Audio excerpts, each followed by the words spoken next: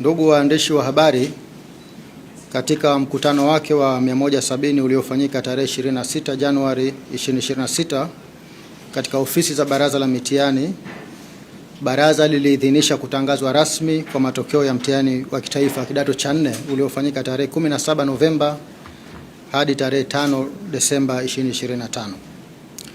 Kuhusu usajili na mahudhurio, jumla ya watahiniwa 595,810 walisajiliwa katika jumla ya vituo 6677, wakiwemo watahiniwa wa shule 569,883 waliosajiliwa katika shule 5864 na watahiniwa kujitegemea 25,927 waliosajiliwa katika vituo 813.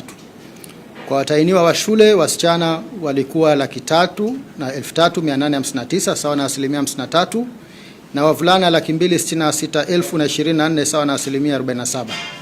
Mahudhurio katika mtihani huu yalikuwa 97.5 sawa na wanafunzi 555,606.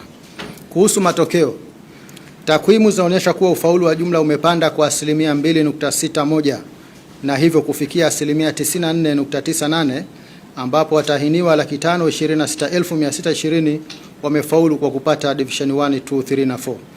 Mwaka 2024 watahiniwa waliofaulu walikuwa 477,262 sawa na 92.37, na mwaka 2023 walikuwa 471,427 sawa na 89.36.